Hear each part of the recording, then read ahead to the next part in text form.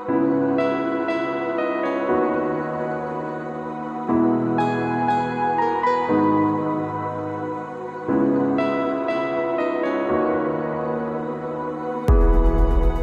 vamos a estar comenzando un estudio que de verdad espero que pueda ser de mucha bendición para nosotros como iglesia, porque vivimos realmente en tiempos donde escuchamos todo tipo de mensajes en las iglesias, escuchamos que en muchos lugares están predicando un mensaje que tal vez tiene algún elemento del evangelio, pero que no es realmente el evangelio completo y puro que vemos en la palabra. Por eso hemos decidido empezar a estudiar de manera expositiva una de las cartas más intensas que hay en el Nuevo Testamento. Yo diría que esta es una de las cartas más fuertes que escribió nuestro apóstol Pablo, y la motivación precisamente de él era que el evangelio estaba llegando a ser pervertido, y por eso él tiene este celo y él escribe de forma muy tajante, de forma muy contundente esta carta, para mostrarles a las iglesias que estaban en Galacia la importancia que tiene el evangelio. Porque el evangelio, hermanos, es la doctrina principal de toda la Biblia. Nosotros podemos estar en desacuerdo de pronto en cómo cantar al Señor o en algunos elementos respecto a los últimos tiempos, pero no podemos estar en desacuerdo respecto al evangelio, porque eso es lo que nos une, eso es lo que nos hace hermanos. El evangelio es la doctrina principal de la Biblia y vamos a estar mirando eso. Algunos han llamado la carta a los Gálatas como el grito de guerra de la Reforma. ¿Sí? Algunos lo han titulado así por el énfasis que tiene en mostrar que la justificación es solo por fe, que no podemos hacer nada para salvarnos y que es solo a través de la gracia que viene por medio de la fe que nosotros podemos experimentar salvación. Otros han dicho que la carta a los Gálatas es la carta a la libertad, porque enfatiza mucho el hecho de que estamos libres en Cristo Jesús, no libres para vivir en el pecado, sino libres en Él, para que ahora nosotros podamos servirle y amarle con todo nuestro ser. Pero en términos generales podemos ver que el apóstol Pablo lo que está haciendo con esta carta es cuidar la pureza del evangelio. El apóstol Pablo había gustado lo que era el verdadero evangelio de salvación, y él sabía que cualquier adaptación o modificación que le hicieran al evangelio iba a terminar siendo un evangelio adulterado, un evangelio pervertido, que no iba a tener el poder de Dios para salvación. Y eso es lo que vamos a estar viendo en esta carta. Vamos a orar primero y vamos a pedirle al Señor que nos dirija para que en este estudio expositivo del libro de Gálatas podamos ser exhortados y podamos darnos cuenta de la importancia que tiene el evangelio en nuestras vidas. Vamos a orar.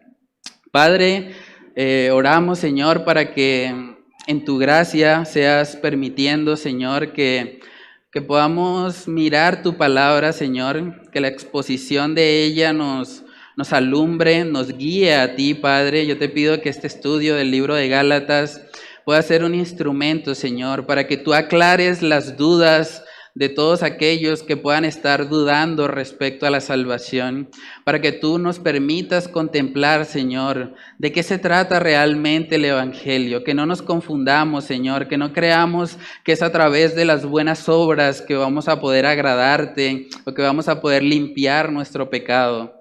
Señor, ayúdanos a poder contemplar tu palabra, Señor, a sentir esa misma carga que tenía el apóstol Pablo, Señor, por esas iglesias de Galacia, al ver, Señor, que habían personas perturbando el verdadero evangelio. Señor, oramos para que tú nos guíes, Señor, para que tú obres en este tiempo y que todo lo que salga de mi boca, Señor, sea para gloria y honra tuya, Padre, que yo no sea un estorbo, para que tu palabra llegue a los corazones y para que más personas puedan contemplarte a ti y ser salvas, Señor. Padre, oramos, Señor, estas cosas en el nombre de tu Hijo amado, Jesús. Amén y amén. Bueno, hermanos, entonces, como punto número 1, vamos a dar una introducción para que nosotros tengamos claro de qué se trata esta carta a los Gálatas. Y es interesante porque desde el principio de la carta vemos que el apóstol Pablo empieza de una forma contundente.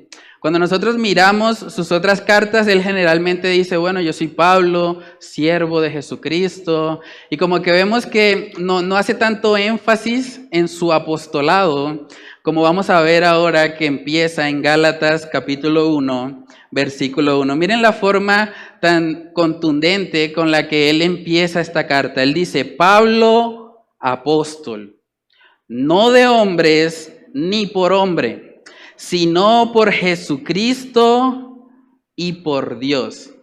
En otras palabras, les estoy hablando con la autoridad que Cristo mismo me ha dado. No estoy hablando porque los hombres me hayan puesto en esta posición, estoy hablando porque Cristo mismo me ha dado este apostolado.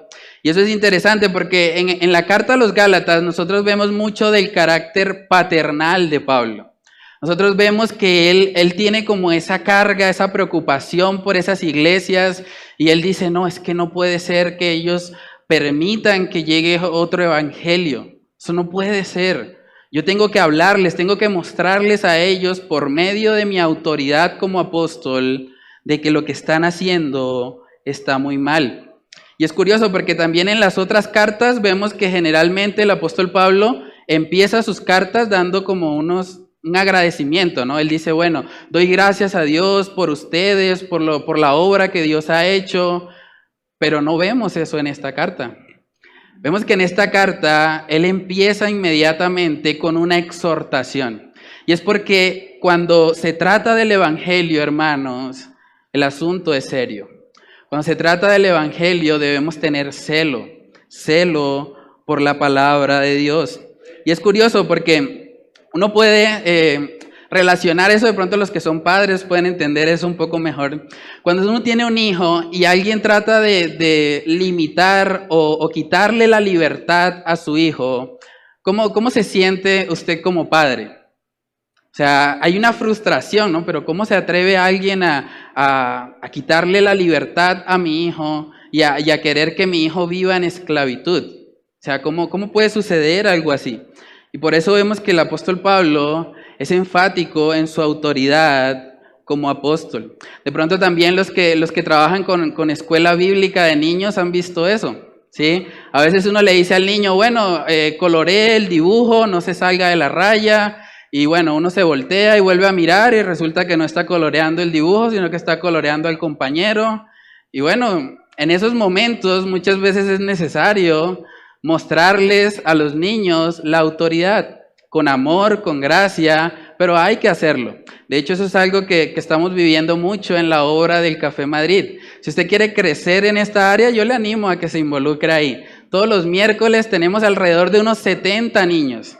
Y esos niños sí que requieren autoridad en su vida, una autoridad amorosa que pueda guiarlos a Cristo, que pueda guiarlos al Evangelio. Entonces, vemos aquí como el carácter paternal de Pablo. Él está preocupado porque él había plantado muchas iglesias en Galacia. Y vamos a ver algunos textos rápidamente para que podamos tener un panorama de lo que se trata esta carta. Gálatas capítulo 1, en el versículo 6, miren lo que dice. Estoy maravillado de que tan pronto os hayáis alejado del que os llamó por la gracia de Cristo para seguir un evangelio diferente. ¿Sí ven cómo empieza inmediatamente con la exhortación? No hay acción de gracias, no dice doy gracias por lo que el Señor ha hecho en sus vidas, no. La preocupación era bastante seria. Él dice, estoy maravillado. Y esa palabra maravillado de pronto en el español tiene una connotación más positiva. Pero cuando nosotros vamos al griego nos damos cuenta que era una palabra bastante fuerte. De hecho, en otras traducciones dice, estoy horrorizado. Estoy escandalizado de que tan pronto os hayáis alejado del que os llamó por la gracia de Cristo para seguir un evangelio diferente. El apóstol Pablo tenía una carga en su corazón. Él decía, ¿cómo es posible que ustedes, después de haber recibido el evangelio, ahora quieran vivir conforme a la ley? No tiene sentido eso. ¿Cómo van a querer volver a la esclavitud? Eso no tiene sentido. Eran como el pueblo de Israel queriendo volver a Egipto, queriendo volver a esa esclavitud. Vamos a ver también en Gálatas capítulo 3 que el apóstol Pablo se expresa bastante fuerte respecto a ellos. Gálatas capítulo 3, versículos del 1 al 3, dice ahí: Oh Gálatas insensatos, ¿quién os fascinó para no obedecer a la verdad? A vosotros, ante cuyos ojos Jesucristo fue ya presentado claramente entre vosotros como crucificado. Esto solo quiero saber de vosotros. ¿Recibisteis el Espíritu por las obras de la ley o por el oír con fe? ¿Tan necios sois? Habiendo comenzado por el Espíritu, ¿ahora vais a acabar por la carne? ¿Ven lo fuerte que es el apóstol Pablo? Insensatos, necios. ¿Cómo van a permitir que otro evangelio los corrompa? También vemos ahí en Gálatas capítulo 5 que el apóstol Pablo usa un término bastante fuerte. De hecho, es la única carta donde menciona algo así. Gálatas capítulo 5, versículos del 12 al 13, miren lo que dice. Ojalá se mutilasen los que os perturban, porque vosotros, hermanos, a libertad fuisteis llamados, solamente que no uséis la libertad como ocasión para la carne, sino servíos por amor los unos a los otros. Término bastante fuerte, ¿no? Ojalá se mutilasen. Y el contexto de eso es la circuncisión. En otras palabras, él está diciendo, ojalá se castrasen los que los perturban, los que quieren obligarlos a guardar la ley para justificarse delante de Dios. Muchos comentaristas coinciden en que este tipo de personas que estaba perturbando a las iglesias de Galacia eran los mismos que vemos en Hechos capítulo 15, donde sucedió el concilio de Jerusalén.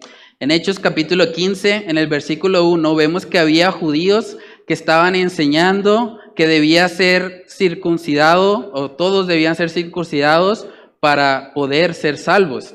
Miremos Hechos capítulo 15, en el versículo 1, dice ahí: Entonces algunos que venían de Judea enseñaban a los hermanos: si no os circuncidáis conforme al rito de Moisés, no podéis ser salvos. Imagínense eso. O sea, estaban obligando a las personas a que se circuncidaran, a que volvieran a la ley. Y vamos a Gálatas capítulo 6 para ver el paralelo con lo que estaba pasando en las iglesias de Galacia. Gálatas capítulo 6, versículo 12. Miren lo que dice. Todos los que quieren agradar en la carne, estos os obligan a que os circuncidéis. ¿Ven la obligación? Dice, solamente para no padecer persecución a causa de la cruz de Cristo. Los que quieren agradar a la carne son los que están obligando a otros a que se circunciden. Y el apóstol Pablo es bastante fuerte con ellos. Hermanos, esta carta de Gálatas es una exhortación a no ceder ante las presiones de la ley, ante las presiones externas que pueden llegar a nuestra vida.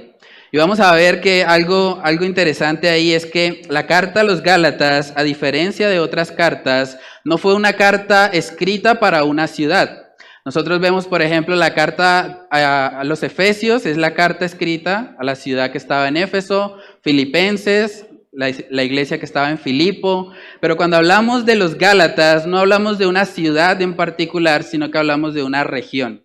Era la región de Galacia. Es como si hoy por hoy alguien escribiera una carta a la región Caribe y puede ir para la iglesia de Cartagena, para la iglesia de Barranquilla, para la iglesia de Riohacha, ¿sí? Pero lo que vemos aquí es que él le escribe a una región y ahorita vamos a ver en el mapa dónde estaba ubicada esa región. Dice en Gálatas 1:2, y todos los hermanos que están conmigo, ¿a las qué? Iglesias, plural, de Galacia. ¿Cierto? Esta era una carta que no iba a ser leída solamente para una iglesia en particular, sino para un conjunto de iglesias que estaban ubicadas en una región. Y vamos a ver eso. Cuando el apóstol Pablo hizo su primer viaje misionero, nosotros podemos ver ahí el recorrido que él tuvo. Vamos a compartir una imagen para que puedan ubicarse más o menos en qué parte del mapa estamos nosotros hablando aquí. Gálatas, vemos que era una región que está ubicada donde lo que hoy por hoy viene siendo Turquía, ¿sí? Bueno, ahí está la imagen. Ese fue el primer viaje misionero del apóstol Pablo, ¿sí? Nosotros vemos que él pasó por la parte sur de Galacia, ¿sí? Por Antioquía, Iconio, Listra, Derbe, todo eso hacía parte de la región de Galacia. Eso hoy por hoy es la parte de Asia Menor, y hoy por hoy ahí se encuentra ubicado Turquía. Y vamos a ver que toda esa zona que el apóstol Pablo visitó y donde él plantó iglesias, en esa zona había una gran influencia judía, al punto que el apóstol Pablo recibió mucha persecución de ellos. Incluso fue apedreado, y vamos a ver ahorita eso en el libro de Hechos, para que nos demos cuenta cómo el apóstol Pablo evidencia la preocupación tan grande por las almas. Vamos a Hechos capítulo 13, vamos a ver ahí lo que pasó en Antioquía. Hechos capítulo 13, versículos del 46 al 50. Hechos 13, 46 dice: entonces Pablo y Bernabé, hablando con denuedo, dijeron: a vosotros a la verdad era necesario que se os hablase primero la palabra de Dios. Mas puesto que la desecháis y no os juzgáis dignos de la vida eterna, he aquí nos volvemos a los gentiles. Porque así nos ha mandado el Señor diciendo: te he puesto para luz de los gentiles, a fin de que seas para salvación hasta lo último de la tierra. Los gentiles, oyendo esto, se regocijaban y glorificaban la palabra del Señor, y creyeron todos los que estaban ordenados para vida eterna. Y la palabra del Señor se difundía por toda aquella provincia. Pero miren lo que dice en el 50. Pero los judíos instigaron a mujeres piadosas y distinguidas y a los principales de la ciudad, y levantaron persecución contra Pablo y Bernabé, y los expulsaron de sus límites. O sea, ellos fueron allá, predicaron el evangelio, pero los judíos levantaron oposición. Al punto que el apóstol Pablo sale de Antioquía para llegar a Iconio como fruto de esa persecución. Y vamos a ver lo que pasó ahí en Iconio, que también hace parte de la región de Galacia del sur. Hechos capítulo 14, versículos del 1 al 6, dice: aconteció en Iconio que entraron juntos en la sinagoga de los judíos y hablaron de tal manera que creyó una gran multitud de judíos y asimismo de griegos. Mas los judíos que no creían excitaron y corrompieron los ánimos de los gentiles contra los hermanos. Por tanto, se detuvieron allí mucho tiempo, hablando con denuedo, confiados en el Señor, el cual daba testimonio a la palabra de su gracia, concediendo que se hiciesen por las manos de ellos señales y prodigios. Y la gente de la ciudad estaba dividida. Unos estaban con los judíos y otros con los apóstoles. Pero cuando los judíos y los gentiles, juntamente con sus gobernantes, se lanzaron a afrentarlos y a apedrearlos, habiéndolo sabido, huyeron a Listra y Derbe. ¿Recuerdan el mapa? Listra y Derbe también hacía parte de la región sur de Galacia, ciudades de Licaonia y a toda la región circunvecina, y allí predicaban el evangelio. Entonces vemos que era una zona con una amplia influencia judía, hubo mucha resistencia al mensaje del evangelio ahí, y es muy probable que estos mismos judíos que estaban apedreando a Pablo, que estaban haciéndole persecución, fueran los mismos que estaban tratando de influenciar a las iglesias de Galacia para que fueran hacia otro evangelio. Vamos a ver Hechos 14:19 para ver que incluso ellos apedrearon al apóstol Pablo creyendo que ya lo habían matado. Hechos capítulo 14, versículo 19 dice: entonces vinieron unos judíos de Antioquía y de Iconio, que persuadieron a la multitud y habiendo apedreado a Pablo, le arrastraron fuera de la ciudad pensando que estaba muerto. Imagínense la calidad de personas con las que está tratando el apóstol Pablo. Eran personas que estaban dispuestos incluso a matar a cualquiera que pensara diferente. Pero vemos ahí también que a pesar de eso, el Señor siguió respaldando la vida del apóstol Pablo. Vemos ahí justo debajo de eso en el verso 20 dice: pero rodeándole los discípulos, se levantó y entró en la ciudad. Y al día siguiente salió con Bernabé para Derbe, donde lo habían perseguido. Y después de anunciar el evangelio a aquella ciudad y de hacer muchos discípulos, volvieron a Listra, a Iconio y a Antioquía. Volvió. ¿Por qué? Porque era más importante la predicación del evangelio que su propia vida.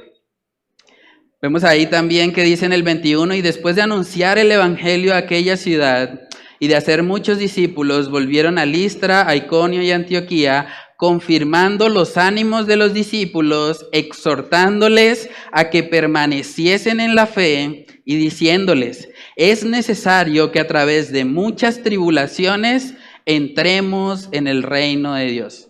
Y constituyeron ancianos en cada iglesia, y habiendo orado con ayunos, los encomendaron al Señor, en quien habían creído. Entonces el apóstol Pablo había plantado iglesias en esa región de Galacia, donde había una fuerte influencia judía, donde había sido perseguido, incluso apedreado por causa del mensaje que estaba dando.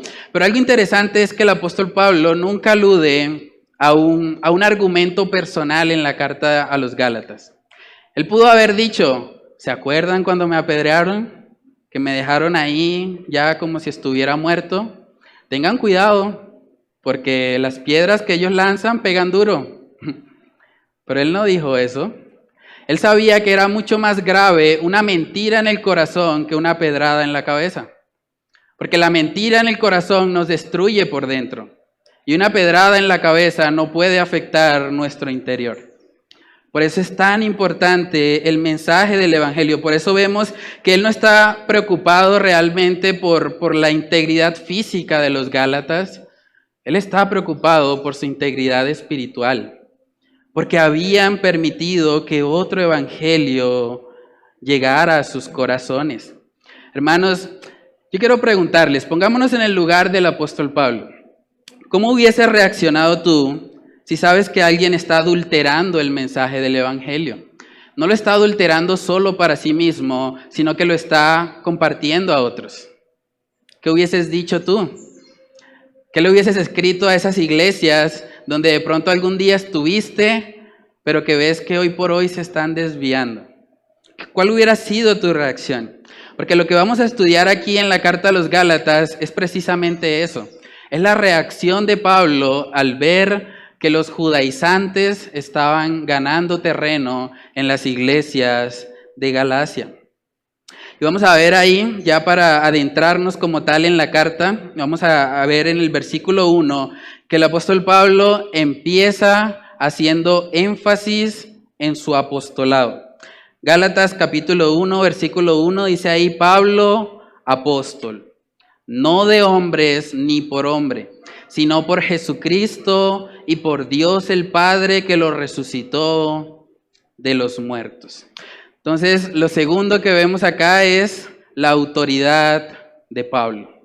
La autoridad de Pablo. Mucha gente se pregunta hoy en día, bueno, ¿realmente existen apóstoles en la actualidad? Vemos que en muchas iglesias hay gente que se autodenomina apóstol y dice, bueno, yo soy apóstol a las naciones, soy apóstol de esto, de aquello, pero ¿realmente eso tiene una base bíblica? Vamos a ver en Hechos capítulo 1 cuáles eran los requisitos que debía tener alguien que aspirara al apostolado. Como ustedes saben, Judas murió, se suicidó prácticamente y dejó un vacío, ¿sí? Dejó el hueco ahí. Y cuando los apóstoles se dieron cuenta de eso, dijeron, bueno, necesitamos llenar el puesto que tenía Judas y vamos a ver cuáles son los requisitos para alguien que quiera ocupar ese lugar. Vamos a Hechos capítulo 1, versículos del 21 al 22. Miren lo que dice.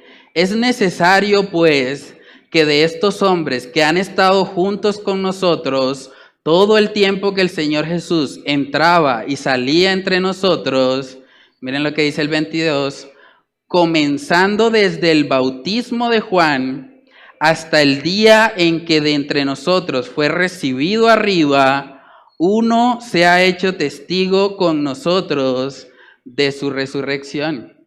Entonces eso ya nos plantea un problema. El que quiera aspirar al cargo de apóstol debe ser una persona que haya visto el ministerio de Jesús comenzando desde el bautismo de Juan hasta el día en que él resucitó. ¿Eso qué quiere decir? Que la única forma en que alguien pueda cumplir eso es que sea alguien del primer siglo. No podemos tener apóstoles en pleno siglo XXI. Porque nadie puede decir que fue testigo ocular del bautismo de Jesús y de su resurrección. Y vamos a ver que el apóstol Pablo fue muchas veces cuestionado en cuanto a su apostolado, precisamente por el testimonio de la resurrección. Porque el apóstol Pablo no pertenecía al grupo inicial que vio al Señor resucitado. Y por eso muchos trataban de deslegitimar su apostolado. Y él muchas veces tiene que hacer referencia a eso, a su encuentro con Cristo Jesús, para que la gente pueda entender que él era un apóstol legítimo. Vamos a Hechos capítulo 9 para ver ahí, Hechos capítulo 9, versículos del 1 al 6. Vemos ahí cómo fue la conversión del apóstol Pablo. Miren lo fuerte que es esto. Hechos capítulo 9, versículo 1, dice, Saulo respirando. Mírenle la terminología, respirando aún amenazas y muerte contra los discípulos del Señor, vino al sumo sacerdote. O sea, el apóstol Pablo era una persona sanguinaria. Era alguien que de verdad odiaba a los cristianos. Dice ahí, respirando aún amenazas y muerte contra los discípulos del Señor. ¿Qué hace que una persona así, que un terrorista, que una persona sanguinaria, que está dispuesto a matar a todo el que piense diferente a él, que ahora sea transformado? ¿Que pase de ser un sicario a ser un predicador? ¿Qué hace eso? Es el evangelio, pero es el verdadero evangelio, no un evangelio adulterado. Por eso vemos el celo del apóstol Pablo, porque él sabía que cualquier otra cosa diluida no va a reemplazar el verdadero evangelio. Solo el evangelio es poder de Dios para salvación. Solo el evangelio puede transformar el corazón más duro en un corazón de carne. Y por eso es el celo del apóstol Pablo. Sigamos ahí, Hechos capítulo 9, en el verso 2 dice, y le pidió cartas para las sinagogas de Damasco, a fin de que si hallase algunos hombres o mujeres de este camino, los trajese presos a Jerusalén. Mas yendo por el camino, aconteció al llegar cerca de Damasco, repentinamente le rodeó un resplandor de luz del cielo. Y cayendo en tierra, oyó una voz que le decía, Saulo, Saulo, ¿por qué me persigues? Él dijo, ¿quién eres, Señor? Y le dijo, yo soy Jesús, a quien tú persigues.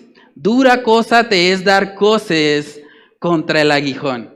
Imagínense el contraste de eso. Él queriendo matar, respirando muerte para los discípulos de Cristo, y de repente se encuentra el Señor Jesús.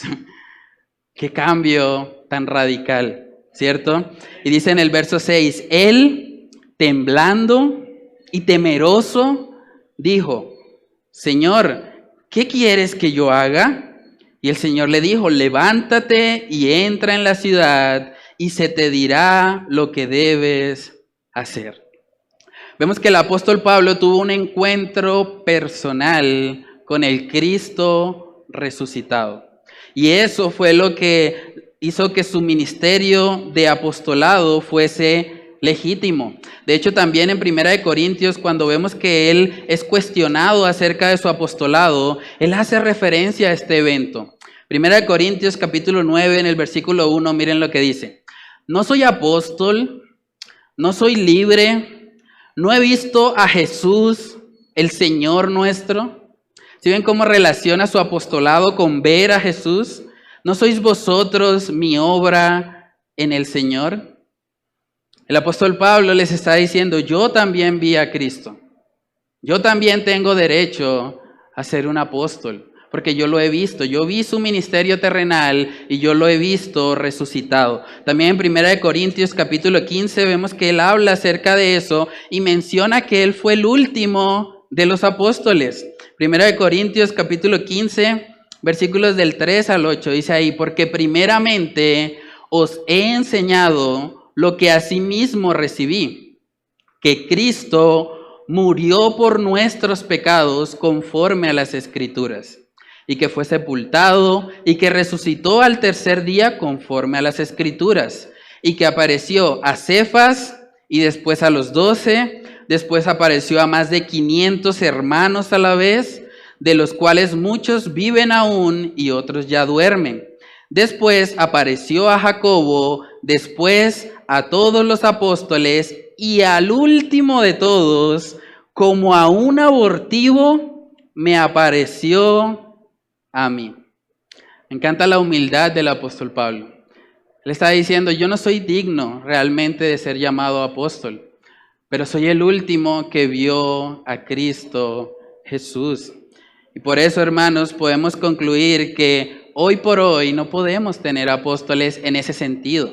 Ahora, cuando nosotros miramos el significado de la palabra apóstol, que significa enviado, bueno, podemos tener misioneros y podríamos llamarles apóstoles en ese sentido, pero no en el sentido de los 12. De hecho, cuando nosotros vamos a Apocalipsis capítulo 21, vemos que se habla de un número limitado. Dice que son 12 apóstoles del Cordero. Vamos a Apocalipsis capítulo 21, en el verso 14, dice ahí: y el muro de la ciudad tenía 12 cimientos, y sobre ellos los 12 nombres de los 12 apóstoles del Cordero. No dice 15, no dice 30, no dice 100, ni miles como vemos hoy en día. Dice los 12 apóstoles del Cordero. Entonces, el apóstol Pablo hacía parte de ese grupo y por eso él tenía la autoridad también de hablar todo lo que va a hablar en esta carta a los Gálatas. Dice ahí: Pablo, apóstol, no de hombres ni por hombre, sino por Jesucristo y por Dios el Padre que lo resucitó de los muertos. Y todos los hermanos que están conmigo a las iglesias de Galacia. Dice en el verso 3: gracia y paz sean a vosotros de Dios el Padre y de nuestro Señor Jesucristo. Hermanos, el apóstol Pablo había experimentado en carne propia el poder transformador del Evangelio. Y por eso él estaba tan preocupado por las iglesias de Galacia. Porque él sabía que cualquier cosa mezclada no iba a ser el verdadero Evangelio. Miremos Romanos capítulo 1, en el versículo 16. Dice ahí: porque no me avergüenzo del Evangelio, porque es poder de Dios para salvación a todo aquel que cree, al judío primeramente y también al griego. Hermanos, solo el Evangelio puede transformar un corazón de piedra en un corazón de carne. Solo el Evangelio, ¿sí? Entonces, hay muchas personas que a veces tienen puesta su esperanza en un político. Y uno escucha gente decir: no, es que cuando gane este candidato, ahí vamos a mejorar. ¿O es que cuando de pronto el partido al que yo apoyo gane las elecciones, ahí todo va a cambiar, todo va a mejorar? Pero realmente, hermanos, no hay nada que pueda transformarnos de adentro hacia afuera, aparte al Evangelio. No hay nada. No hay nada externo que nos pueda transformar, y de hecho eso es parte de lo que el apóstol Pablo va a tratar, porque de nada sirve cumplir con la ley externamente si internamente estamos llenos de corrupción. Y por eso es necesario que nosotros entendamos que el mundo no se transforma el mundo con buenas políticas, no se transforma el mundo haciendo obras sociales, el mundo se transforma predicando el evangelio de salvación. No hay otra manera de que podamos ser transformados. Y es muy triste porque nosotros vivimos aquí en una cultura colombiana donde vemos que gran parte de la población dice ser creyente. De hecho, según cifras del Ministerio del Interior, se estima que acá en Colombia hay más de 10,000 iglesias, combinando iglesias cristianas con católicas. Hay más de 10,000 iglesias. Y tenemos una población de alrededor de 50 millones de habitantes. Eso quiere decir una iglesia por cada 5,000 personas. No está tan mal. Eso también quiere decir que tenemos más iglesias que colegios públicos en Colombia. Pero ¿por qué no vemos a Cristo reflejado en nuestra nación? ¿Por qué vemos que hay tanta corrupción? ¿Por qué hay tantos asesinatos? Eso no representa a Cristo. ¿Qué pasa con esas 10,000 iglesias?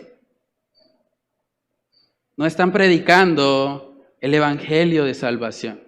No digo que todas estén ahí, pero vemos que hay una gran necesidad de predicar el verdadero evangelio. Porque combinar cosas, tratar de adaptar el evangelio para que suene más bonito, para que sea más agradable, en últimas termina siendo cambiar el evangelio.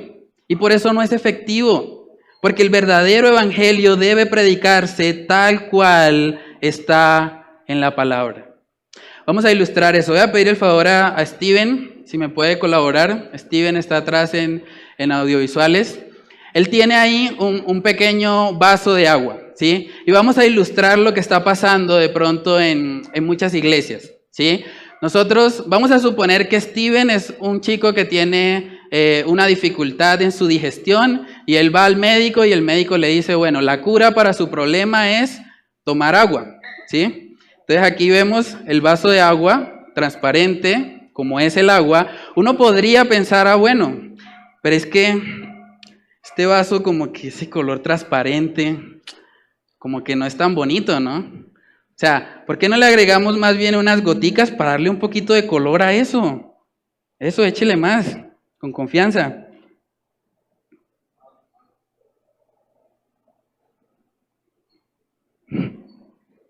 Ok, así está bien. Listo. Ahora, lo que era la cura o lo que el médico le había recomendado a Steven que él debía consumir era agua pura, ¿cierto?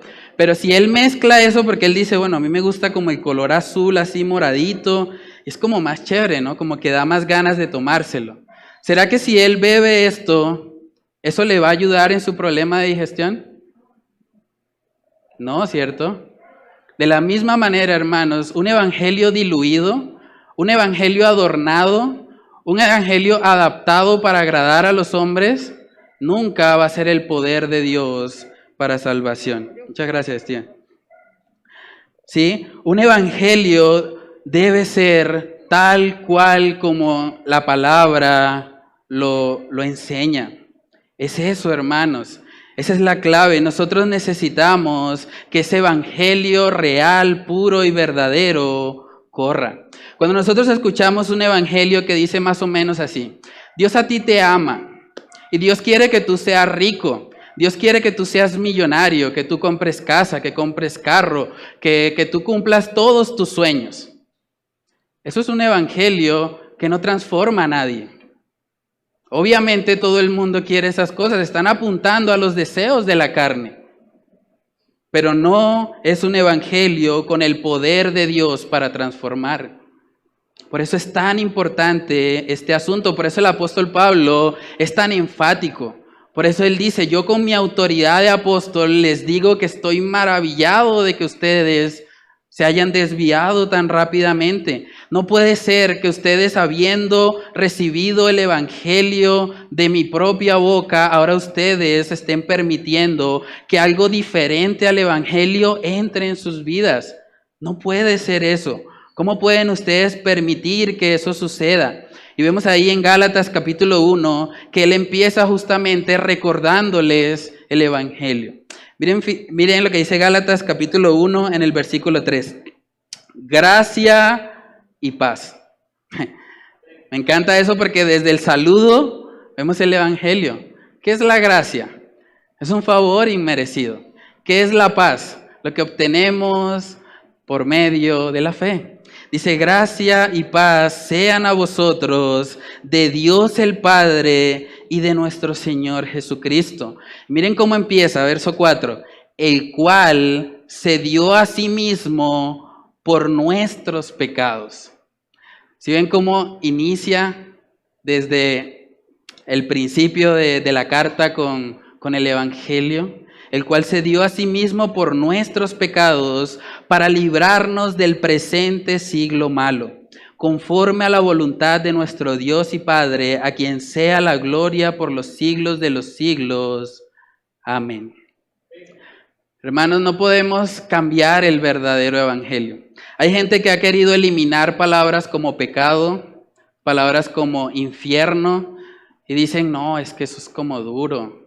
Es que, no, es que ¿cómo le vamos a decir eso? Que se va a ir para el infierno, eso es como fuerte.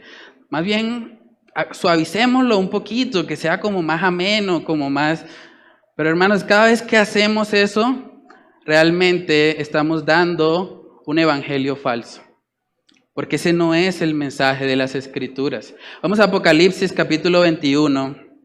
Apocalipsis capítulo 21, para que podamos ver la seriedad de esto. Apocalipsis capítulo 21, miren lo que dice en el verso 8. Pero los cobardes e incrédulos, los abominables y homicidas, los fornicarios y hechiceros, los idólatras y todos los mentirosos tendrán su parte en el lago que arde con fuego y azufre, que es la muerte segunda.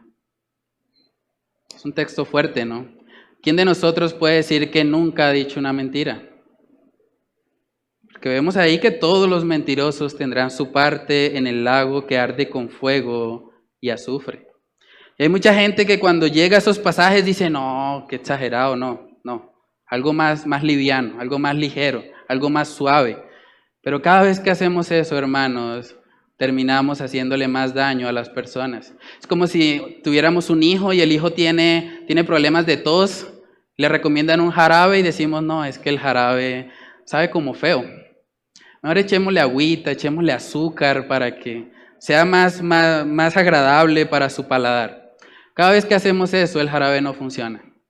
El problema del ser humano es el pecado. Hemos pecado. Todos hemos pecado y estamos destituidos de la gloria de Dios. La única cura para ese problema es el evangelio. Y es el evangelio tal cual está escrito en la palabra. Me gusta la forma como Charles Spurgeon lo dijo. Él dijo, evite el evangelio de azúcar y busque el evangelio que rasga, que le hace botar lágrimas, que le da cortes y heridas a su conciencia. El evangelio que mata a su yo. Porque ese es el evangelio que nos da vida nueva. Hermanos, el evangelio es la doctrina principal de las Escrituras. Debemos tener claro que el evangelio no es ir a la iglesia.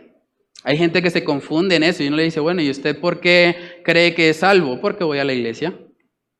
Hay gente que cree que de pronto el evangelio es leer la Biblia. Uno puede leer la Biblia y no haber creído el evangelio. El evangelio no es leer la Biblia. El evangelio tampoco es orar. El evangelio no es bautizarse. El evangelio no es ser prósperos. No es cambiar una conducta moral inapropiada. No es eso. Cuidado. ¿Sí? No digo que esas cosas estén mal, hacemos esas cosas, pero esas cosas no son las que nos justifican delante de Dios. Y en eso el apóstol Pablo va a ser muy enfático en esta carta. Porque nada que nosotros hagamos externamente puede cambiar nuestra posición delante de Dios. Solamente la justificación que viene por gracia, por medio de la fe. Hermanos, el evangelio es reconocer que has pecado. Es reconocer que has pecado y que tienes una mancha delante de un Dios santo, santo, santo. Y que si no te arrepientes de tu pecado vas a pasar una eternidad en el infierno. Eso es lo que enseñan las Escrituras. Y por eso es tan urgente, es tan necesario que lo compartamos con otros, que seamos esos instrumentos para que más personas puedan ser rescatadas de ese camino a la condenación en el que se encuentran. Hermanos, el Evangelio nos recuerda que la única esperanza para pecadores tan horribles como nosotros es venir a Cristo. Hasta que no entendamos la magnitud de nuestro pecado, lo horrible que es delante de Dios, no vamos a entender la necesidad de un Salvador, la necesidad de reconocerle a Él. Dice la palabra en 1 de Pedro, capítulo 3, vamos ahí.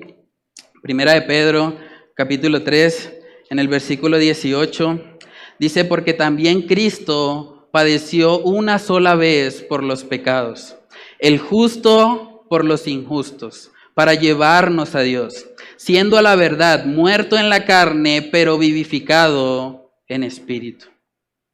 El justo, Cristo Jesús, por los injustos, nosotros hemos pecado. Ese es el verdadero evangelio. Él se puso en nuestro lugar. Él obró ese glorioso intercambio. Y todos nuestros pecados fueron clavados en la cruz y su justicia perfecta ahora es imputada a nosotros por medio de la fe. Vamos a 2 de Corintios capítulo 5. 2 de Corintios capítulo 5 en el verso 21 dice, al que no conoció pecado, por nosotros lo hizo pecado, para que nosotros fuésemos hechos justicia de Dios en él. Justicia de Dios en él. La única forma en la que un ser humano puede ser justificado, puede experimentar la justicia de Cristo, es a través de la fe en Cristo Jesús. Dice en Juan capítulo 14 también un texto bastante conocido, Juan 14:6, Jesús le dijo, yo soy el camino y la verdad y la vida. Nadie viene al Padre sino por mí. Nadie viene al Padre si no es por Cristo Jesús. Algunos han dicho, bueno, sí, es a través de Cristo, pero tenemos que hacer sacramentos y cumplir con los sacramentos para que el Señor nos acepte. Eso no es el Evangelio. Otros han dicho, bueno, sí, es a través de Cristo, pero tengo que bautizarme con las palabras correctas. Que si no son las palabras correctas, entonces estoy perdido. Tampoco es el Evangelio. Otros han dicho, sí, a través de Cristo, pero tengo que guardar un día específico de la semana, porque si no estoy perdido. Ese tampoco es el Evangelio. El Evangelio es que es a través de Cristo Jesús y solo a través de Él que podemos ser salvos. Es solo a través de Cristo Jesús. Dice Romanos capítulo 5,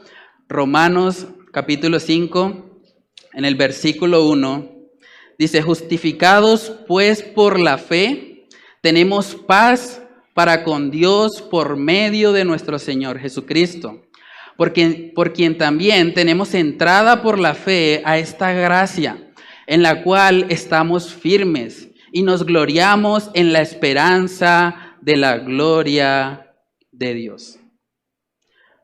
Hermanos, es a través de la fe. Y hemos hablado mucho acerca de la importancia que tiene el Evangelio, porque ese es el tema principal de la carta. Pero la pregunta para ustedes hoy es si han creído este Evangelio. Porque de nada sirve defender algo que usted no ha creído primeramente. Entonces yo le animo a que usted examine su corazón. ¿Dónde está su corazón? ¿Usted está confiando en las obras? ¿Está confiando en esta iglesia para salvarse? ¿Está confiando en lo que usted hace para recibir salvación? ¿O usted está poniendo toda su confianza en Cristo Jesús? Ese es el mensaje que debemos preguntarnos hoy en este servicio. ¿Realmente hemos creído? ¿Hemos creído el Evangelio? ¿Estamos seguros que si partimos hoy vamos a ir a una eternidad con el Señor? ¿Podemos decir como el apóstol Pablo que el morir es ganancia? ¿Tenemos esa seguridad en nuestro corazón? Si usted tiene dudas acerca de dónde va a pasar la eternidad, yo le animo a que hable con nosotros. Comuníquese, no se quede callado. Venga acá y nosotros a través de la palabra podemos mostrarle cómo usted puede ser salvo y cómo puede tener esa seguridad de salvación.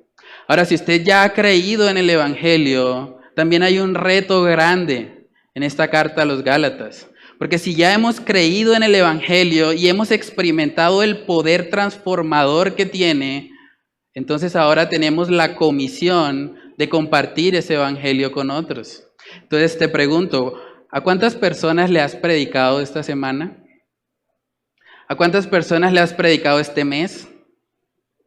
¿A cuántas personas le has predicado hace un año? Porque si realmente hemos creído el Evangelio, no podemos quedarnos con eso. Necesitamos compartirlo con otros. Esas sillas que están vacías deberían llenarse. ¿Por qué? Por personas convencidas del Evangelio que están invitando a otros, que están predicándole a otros, que quieren que más personas sean salvas. Porque el Evangelio produce eso. Vemos en el libro de Hechos cómo esa convicción que ellos tenían del Evangelio los llevó a propagar el mensaje por toda Europa, por Asia y hasta lo último de la tierra. Pero ¿por qué no pasa lo mismo hoy en día? ¿Por qué no vemos ese mismo avivamiento hoy? ¿Qué está pasando con nosotros? ¿Será que nos falta más convicción? ¿No hemos meditado lo suficiente en el Evangelio? Hermanos, que sea el Señor a través de este estudio de su palabra confrontándonos y llevándonos a comprender la importancia que tiene el Evangelio en nuestras vidas y la urgencia que tiene predicarlo a otros. Vamos a orar. Padre, te damos muchas gracias, Señor, por este tiempo. Gracias por este estudio, Señor, del libro de Gálatas que empezamos hoy. Te pedimos que tú nos guíes, Señor, en todo el proceso, Señor, que seas tú siempre el centro de nuestras vidas, que podamos entender, Señor, la necesidad del Evangelio, Señor, que podamos entender que hay un mundo que se está perdiendo sin ti, que hay un mundo, Señor, que si muere hoy no tiene esperanza. Señor, yo te pido que tú nos ayudes a sentir esa carga en nuestros corazones, que podamos ser diligentes, Señor, en predicar a los que nos rodean, que no nos quedemos callados, Señor, que no seamos cobardes, que no tengamos temor a los hombres, sino que podamos ser llenos de ti, Señor, para que a través del denuedo que tu Espíritu Santo nos da, podamos proclamar con firmeza, Señor, las verdades del Evangelio. Ayúdanos, Señor, a ser instrumentos en tus manos, Señor, instrumentos que puedan compartir el mensaje de salvación y que podamos ser siervos inútiles en esto, Señor. Que podamos cumplir con esa comisión que tú nos has dado y que podamos ser instrumentos para que más personas conozcan el mensaje de salvación. Padre, oramos, Señor, estas cosas en el nombre de tu Hijo amado, Jesús. Amén y amén.